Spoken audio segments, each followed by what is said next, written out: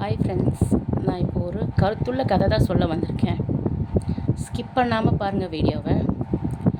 ஒரு ஊரில் ஒரு பெரிய அடர்ந்த காடு இருந்துச்சாம்மா. அந்த காட்டில் நிறைய மிருகங்கள் வளமாக வாழ்ந்து வந்துச்சு.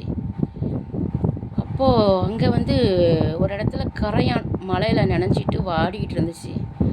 நிறைய கரையான். அந்த கரையான் நினச்சிச்சு, நம்ம ஒரு புத்து கட்டி வாழ்ந்தா என்ன அப்படின்னு யோசிச்சிச்சு. அப்போது அதுக்கு தகுந்த மாதிரி மண்ணையெல்லாம் கொண்டு வந்து புத்து கட்டவும் ஆரம்பிச்சிச்சு. அதையெல்லாம் இந்த ஒரு பாம்பு பார்த்துக்கிட்டே இருந்துச்சாமா. ரொம்ப நாளாக கட்டி முடிக்கிற வரைக்கும் வாட்ச் பண்ணிக்கிட்டே இருந்திருக்குது. இந்த பாம்பு கட்டி முடித்ததையும், இந்த கரையான்லாம் புத்து கட்டி முடித்ததையும் பாம்பு கரையான்கிட்ட பேசிச்சாமா. என்ன பேசிச்சு, நான் இந்த புத்துக்குள்ளே போய் பார்க்கவா, புத்து அழகாக இருக்குது அப்படின்னு சொல்லி நைஸாக பேசிச்சு. அப்போ சரின்னு சொல்லிச்சு. இந்த கரையான் பார்க்கத்தானே சரிங்க, சரி போய் பாருங்க அப்படின்னு சொல்லியிருக்குது. அப்புறம் சரின்ட்டு பார்க்க போயிருக்குது. உள்ளே போயிருந்து வெளியே வரவே இல்லை.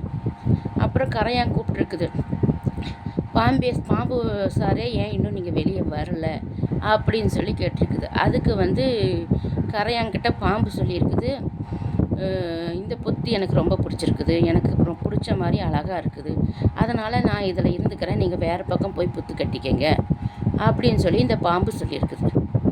சொன்னதையும், ஏங்க நாங்கள் இவ்வளோ கஷ்டப்பட்டு கட்டியிருக்கோம், இப்படியெல்லாம் பண்ணுறது நியாயமா, வெளியே வாங்க ப்ளீஸ், நாங்கள் போகணும், உள்ள மழை வேற வர மாதிரி இருக்குது அப்படின்னு சொல்லி கரையான் சொல்லியிருக்குது.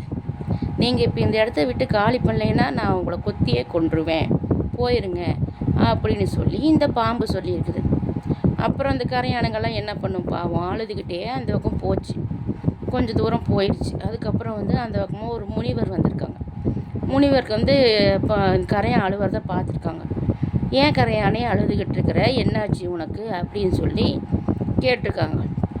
கேட்டதுக்கு, இந்த மாதிரி நாங்கள் கட்டின புத்தில் பாம்பு பூந்துக்கிட்டு வெளியே போக மாட்டேங்குது அப்படின்னு சொல்லியிருக்கிறாங்க இந்த கரையானெல்லாம். அப்புறம் இந்த முனிவர், வா நான் நியாயம் கேட்குறேன் அப்படின்னு சொல்லி கூட்டிகிட்டு போயிருக்காங்க. சரின்ட்டு போய் நியாயமும் கேட்குறாங்க இந்த முனிவர் பாம்புக்கிட்ட.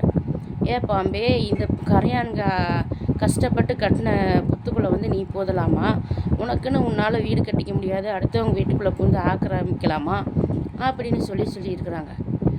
நீ என்கிட்ட கேட்குறது வேஸ்ட்டு, வலிமை உள்ளவன் தான் எப்போவுமே ஜெயிப்பான், வலிமை உள்ளவங்கிட்ட நியாயம் செல்லுபடி ஆகாது, நீ போயிட்டே இருக்கலாம், நீ இருந்தீன்னா உயிரையும் இழக்கிற மாதிரி வரும் அப்படின்னு சொல்லி முனிவரையும் மிரட்டுது இந்த பாம்பு. அப்புறம் முனிவர் என்ன பண்ணுவாங்க, பாவம் போயிட்டார். அப்புறம் கொஞ்ச நாள் கழித்து அதுங்களுக்கு, இந்த பாம்புக்கும் குடும்பம் குழந்தைன்னு எல்லாம் ஆச்சு. குழந்தைங்கள்லாம் புத்துக்குள்ளே இருந்துச்சு. இந்த பாம்பு வெளியே குழந்தைங்களுக்கு ஏதாவது தீனி எடுத்துகிட்டு போகலாம் அப்படின்ட்டு வெளியே வந்திருக்குது. அந்த நேரம் அந்த பக்கமாக ஒரு கழுகு வந்திருக்குது. கழுகு பாம்பை கொத்திட்டு போயிடுச்சு. அப்புறம் அந்த கழுகுக்கிட்ட இந்த பாம்பு சொல்லுது, என்னை விட்டுரு, என் குழந்தைங்கள்லாம் வீட்டில் தனியாக இருக்காங்க, ப்ளீஸ் என்னை விட்டுரு அப்படின்னு கெஞ்சி இருக்குது. அதுக்கு அந்த கழுகு, என்னை விட நீ வலிமையாக இருந்தால் தப்பிச்சு போய்க்கோ அப்படின்னு சொல்லி கேட்டிருக்குது. அப்புறம் தான் அது யோசிச்சிச்சு, ஐயோ நம்ம அன்னைக்கு கரையான்கிட்ட சொன்ன வார்த்தையவே இப்போ கழுகு நம்மக்கிட்ட சொல்லுது, பார்த்தியா நாம் செஞ்ச வேணா நம்மளுக்கே முடிஞ்சிருச்சு அப்படின்னு சொல்லுது. ப்ளீஸ் ப்ளீஸ் ப்ளீஸ் ப்ளீஸ்னு கெஞ்சி கேட்குது. ஆனால் விடவே இல்லை. அப்புறம் இதோட அந்த பாம்போட கனம் தாங்க முடியாமல் அது கீழே போட்டுருது. அப்போது எங்கே போய் விழுவுது, முனிவர் காலடியிலேயே போய் விழுவுது இந்த பாம்பு. ஒரு பாறை மேலே முனிவர் உட்காந்துட்ருக்காங்க, அவர் காலடியிலேயே போய் விழுந்துருச்சு. அப்புறம் முனிவர் என்னடா இதுன்னு பார்க்குறாரு. அப்போ முனிவர்கிட்ட இது மன்னிப்பு கேட்குது, என்னை மன்னிச்சுக்க, நான் அன்னைக்கு கரையானுக்கு செஞ்சது துரோகம்தான், இனிமேட்டு நான் அப்படி செய்ய மாட்டேன், என்னை காப்பாற்று அப்படின்னு சொல்லுது. உயிர் பிரிகிற ஒரு நிமிஷத்துக்கு முன்னாடி அது உயிர் பிரியிற ஸ்டேஜில் இருக்குது. அப்போ நீ என்ன சொல்லுது, இந்த முனிவர் என்ன சொல்கிறாரு, நீ உணர்ந்தது வரைக்கும் நல்லது, நான் போய் ஒரு வைத்தியரை கூப்பிட்டு வரேன், இனிமேட்டு இந்த மாதிரி தப்புகளை நீ செய்யாத, யாருமே செய்யக்கூடாது, யாராவது முன்னாடி செய்ய பார்த்தா கூட அதை நீ தட்டி கேளு அப்படின்னு சொல்லுது. சரின்னு சொல்லிட்டு வைத்தியரை கூப்பிட போகவே இந்த பாம்பு செத்து போயிடுது. அப்புறம் வைத்தியரை கூப்பிட்டு காட்டினா பாம்பு செத்து போயிடுச்சு.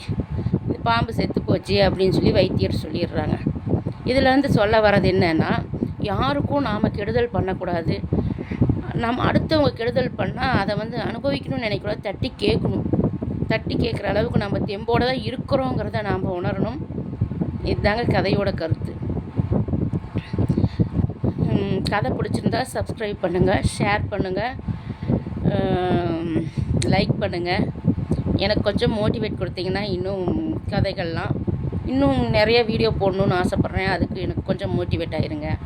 ஓகே ஃப்ரெண்ட்ஸ், பாய். கண்டிப்பாக சப்ஸ்கிரைப் பண்ணிங்கன்னா உங்களுக்கு கோடி புண்ணியமாக இருக்கும். Bye friends.